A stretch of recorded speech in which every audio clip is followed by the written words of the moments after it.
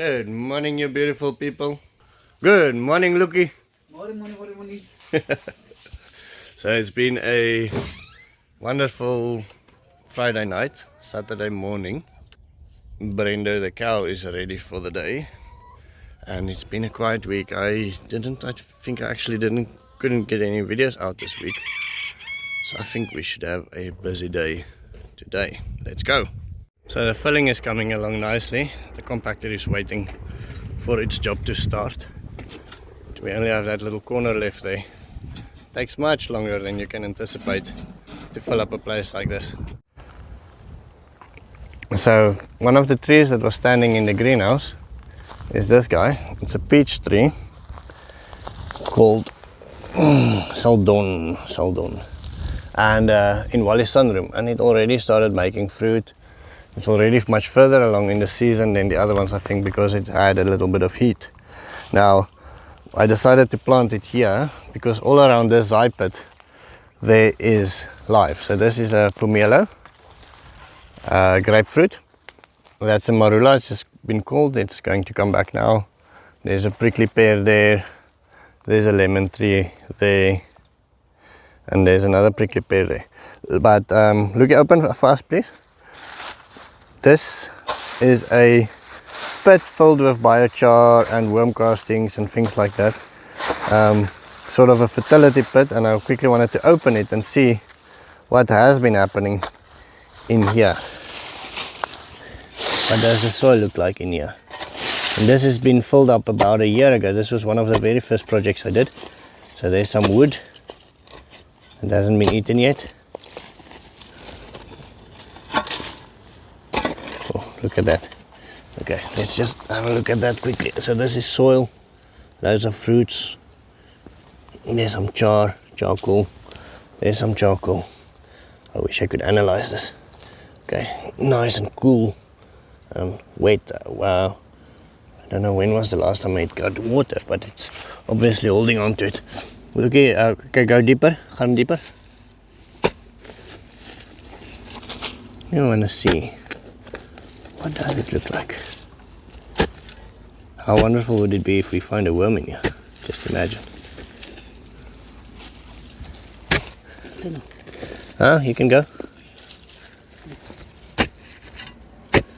We actually made this charcoal right in the pit here, and then we just filled it up with soil and worm castings and things like that.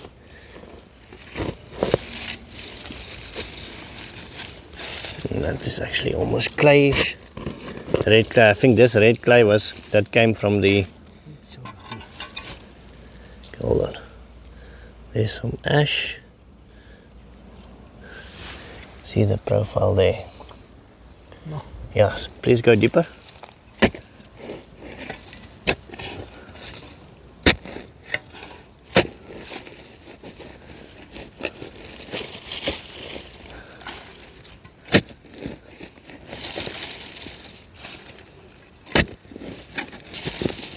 Okay, hold on. Okay, so this is the profile of the fertility pit. You can see it's nice and dark, and there's charcoal and there's roots and things like that. And then I'll show you the profile when we dig the hole for the peach and see what that looks like. And there you go. There you go. A red wiggler in the wild. Can you imagine that? So this means that this has been fertile enough, with enough biomass to keep a red wiggler population going for just over a year, which is very rare in our conditions. Red wigglers don't live a year outside of a compost heap. Yeah, but this means this spot in Damien's Food Forest was good enough to keep a red wiggler alive in the dry desert area. So that's wonderful. Okay, so we're not done yet, but I want to show you the soil profile so long. Okay, give me a chance. Jump out. Okay, so this is what the soil profile looks like. This is now right next to the pond. And what's interesting, it's wet, really wet, all the way down. Now this can mean either we give too much water, which I don't think we do. it can mean that it gets water from that pond that's leaking. My Oya pond, I call it, because it's always leaking, and that makes this soil so moist. So that's the first thing we notice, moist soil. Could also be rain from the rain season a couple of months ago. This has been covered in about that much mulch, so that could definitely be something. But anyway, let's look at the soil. This is mostly sandy, a couple of roots, no charcoal, no nothing. So I think what we're going to do is we're going to build a quick fire and build some biochar in here, and then mix that with worm castings and worm manure, so we have a nice setup here. Okay, so this answers our question. See my Oya pond, there is the water coming from this here Oya pond. Now this here Oya pond gets fertilized by the ducks, and so this will be, we'll never have to water this beach ever. This will now be watered by this pond only, and you can see the speed at which the water is actually leaking. I think it's because it's dry, but that leaking Oya pond gives that tree there water. Okay, so we've got a fire. Ims is the fire builder. He's just going to keep on adding and adding, and Lucky is wetting all the foul downstream. So this whole farm is a tinderbox at the moment, and so we've been wetting the grass and the sticks and everything all the way to there. Luckily the wind has died down a little bit. Ims, leave it. Just bring the other sticks closer.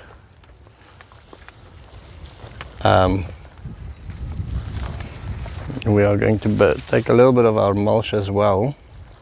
We have enough mulch to add more, and then we are going to start adding living mulch. So the idea is that you start from the bottom, start burning up. Now this fire isn't going as strong as it should be. The idea is that the bottom stick should have been burning first. See, it's burning on top first now. Wait for it to take the bottom sticks with it. It's nice and dry. And then you keep on adding, and if you see it's burning too fast, then you can always add a little bit of water. Now there's a couple of things that I wanted to add with making biochar in a hole like this. And the very first thing is, obviously you destroy a couple of the soil organisms that's around it.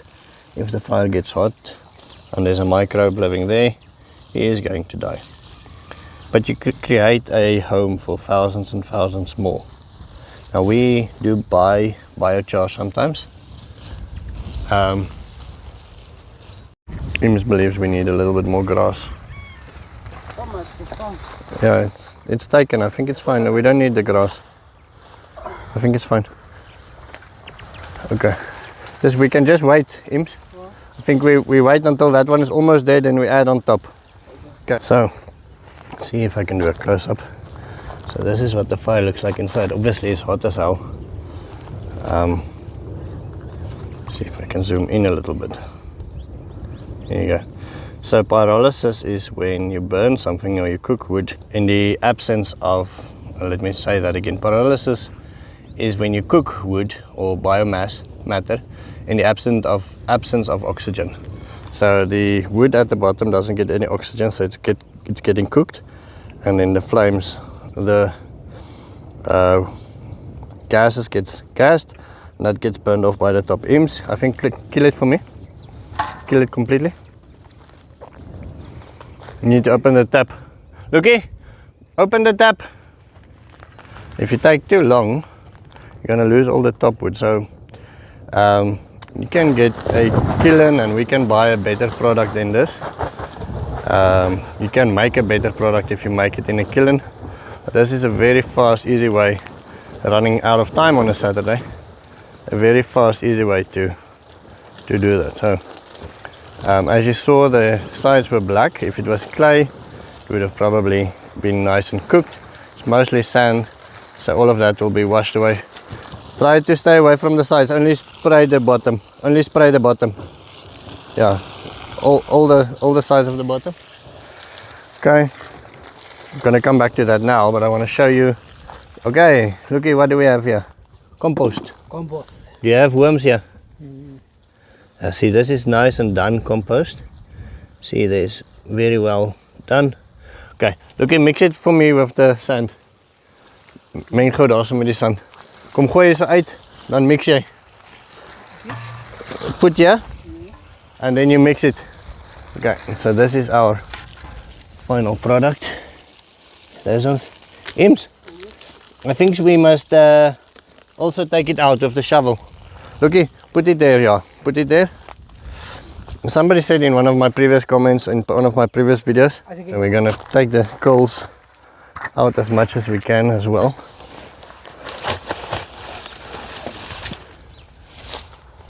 Mix it with the worms as much as. Ims, I don't think it's going to work. I think put one shovel, one shovel, one shovel. Worms, soil, it's fine. How are we going to do this best? Okay, now best take it out as much as you can. Take out. Leave some. We can leave just a little bit, yeah. Take out some. Leave some. We're also going to put these sticks back, so there's some things for the termites to eat other than our tree, and we're gonna there's some things for the organisms to stay in. Now the idea behind charcoal is twofold, I think. So one is it creates, if you unwrap a piece of charcoal like that, the surface area is incredible. I don't know the stats, but it's something impressive. So that gives lots of little microbe hotels, you can almost say, little spaces where they can live and where they can. It's like a sponge is almost like a big piece of charcoal if you look at your bath sponge. So each one of these is a sponge with thousands and thousands of little holes, and that's where microbes can live. So the first part is microbe hotel. Second part is basically a water sponge. So it holds onto water incredibly well. This one you can mix. Yeah, I think from there you can just mix. Let's mix this and soil, and then start adding everything back. Mix here. We mix everything first properly, and then we start adding it back. Plenty of soil. I think we can maybe bring one more wheelbarrow of compost. Let me organize that quickly.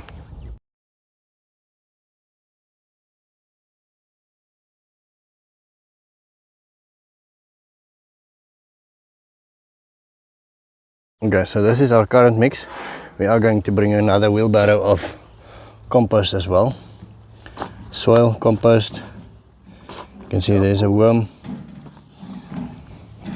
There's some charcoal hidden in between, a bit better. There's some duck feathers, some living mulch, or some living things. And with the high quantity of worm compost, it's almost turned in the soil into almost a clayey substance. That's why it's making these little balls. So that's quite nice. You can see there's the hole forming. Let's do that. Okay, so we're waiting for the fourth wheelbarrow of worm compost to come. So I'm gonna put that in there, and then one of the previous times I planted a peach, somebody said to me that we should, one of the suggestions was we should mix it all the compost properly and not just put a shovel in. The other thing was we should take it out and not break the roots, but just maybe use some water to make it loose. They said that it might be root bound. I think this is enough like that. I think now it will not be root bound anymore. Don't break the roots. Okay. And so we break the bulk of the compost around the roots, so they have the freedom to then go and explore. Okay, then we can put all of that compost in that's mixed already with worm compost. Now we removed some grubs. I don't know if the ducks ate them. I threw them here. I think my duckies ate them. 2 grubs. So you can check when you have worm compost if there's any grubs in, or compost in general. Take the grubs out. They are very good for your compost, but terrible for plant roots. Okay, looky. It's a good compost, this one. Yeah, very good. Very nice. So when worm compost is great, it makes a little clay ball like that, then you know it's fantastic. Okay, put it there again, looky, let's mix it.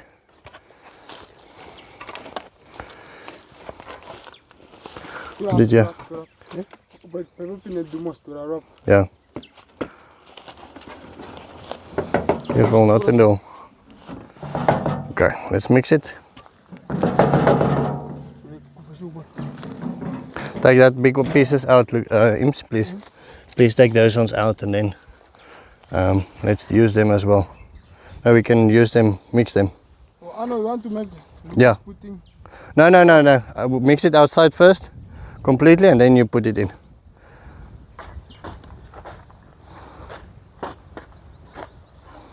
Yes. More soil, looky. Sand. So the previous time what we did up till now is we threw a shovel of compost, a shovel of soil, a shovel of compost, a shovel of soil, and then there's sort of layers in the ground. And I don't have scientific proof from it, except for a YouTube expert telling me that if I mix it outside first and mix it better, then I will be surprised at how much better the results will be. So, you know, if we do as much as we can now. Ims, you can also take all of this compost, né? There's some good ones here. If we do as much as we can now, you know, it's a 20-year or 30-year investment that you make in a day. So it's worth taking the extra hour and going through the extra little bit of effort. If you're going to get a 10% better return on your investment, then you can imagine how much that will be over 20 years. Okay. Okay, you can just put this one in.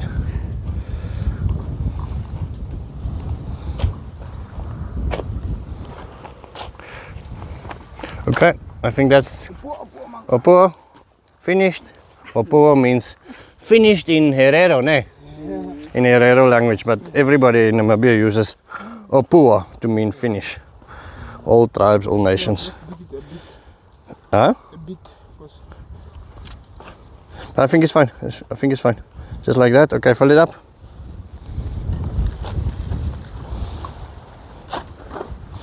Okay, whoa, that's enough. Okay, then the other one you just make a little thing there on the side to catch the water, looky. Sit hom so. Put it that side. Yeah. Hierdie walletjie. This little wall. Put on that side so the water. Imps, that's enough. Enough in the hole, don't put more in the hole. Let's just build a water catchment. So the water, if it rains, it will come from this side and it will get caught on the side, on that wall over there, like that. So that is the idea. Okay, so that is our newest member of our food forest. I hope she's going to do well. With Mama Pig, somebody sent me a WhatsApp saying I should call her mother-in-law, and so I thought, you know, I love my mother-in-law, and you don't pick that kinds of fights after 4 o'clock in the afternoon with your wife. So but I really like the idea, so I asked my mother-in-law whether she would mind. She was very keen. So depending on your comments, I think the Mama Pig's name would be fantastic if it was mother-in-law. Let me know what you think, and obviously other choices are also welcome. If you see a choice in the comments for what to name Mama Pig, then leave your like and say yes, I love this name. So Mama Pig is, I'm not sure how far from going she is. And she's been making a little nest there in the mulch. We've been adding more and more grass every day to keep her happy. She's picking up weight. Absolutely lovely pig as well. Only problem of calling her mother-in-law is one day I'll have to eat her, which might not be such a great thing. Oh, your mama pig.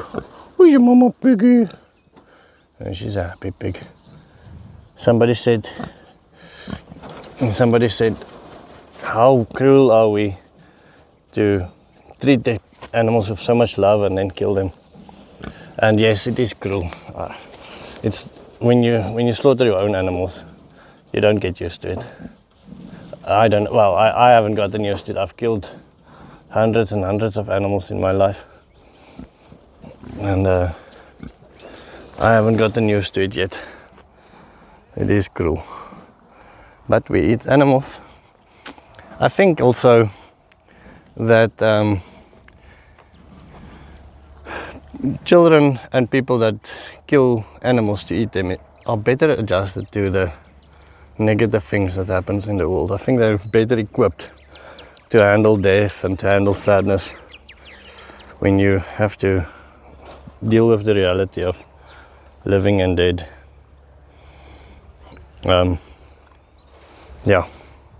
So it's an interesting thing to do, I think. It's definitely not fun killing an animal.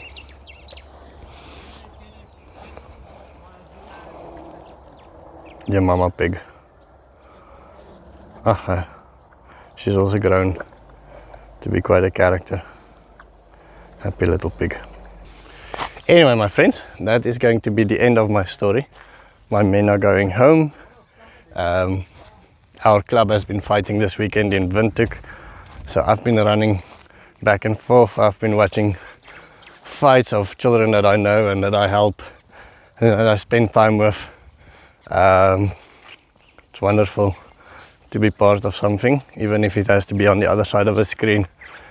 And so it's become a nice tribe to be part of as well, the small fighting club that we have. I think that's wonderful.